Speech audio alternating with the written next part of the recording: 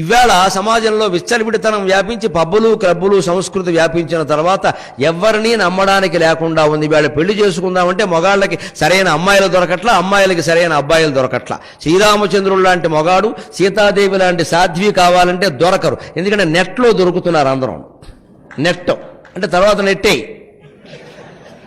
అది నట్టింట్లో దొరికితే నట్టింట్లో ఉంటారు, నెట్టింట్లో దొరికితే నెట్టేయడమే. పైగా అందులో కోరిక ఏమిటి? అబ్బాయి ఎటువంటి వాడు కావాలో ఆ గుణాలు, ఒక గుణం మంచివాడై ఉండాలి అనే మాట ఎక్కడ ఉండదండి అసలు. మీకు ఆ బయోడాటాలో ఆ వాన్స్ వాడు రాస్తారు కదా డిమాండ్లు, అది రాస్తే ఏముంటుందంటే ముందు 10K సంవత్సరానికి 10 లక్షలు సంపాదించాలి. రెండోది న్యూక్లియర్ ఫ్యామిలీ, అంటే నీకు ఎవడు ఉండొద్దు, నీకు నేను నాకు నువ్వే, తర్వాత నేను కూడా ఉంటానో లేదో గ్యారంటీ లేదు, మీ అమ్మా నాన్న వదిలే నాతో వచ్చాయి. ఎంత దుర్మార్గం! అమ్మాయిలు రాస్తున్నారు ఇలాగ, అబ్బాయిలు రాస్తున్నారు ఇలాగ ఉండాలి.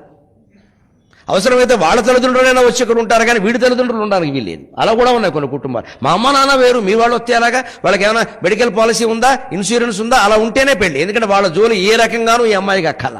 మరి ఎవరు చేస్తారండి? మనం వృద్ధులం కాదా? మనకి రోగాలు రావా?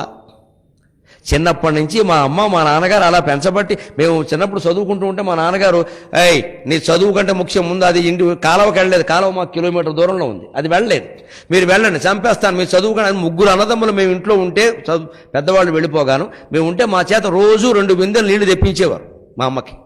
మడిగట్టుకుని స్నానం చేసి మడిగట్టుకుని తేవాలి.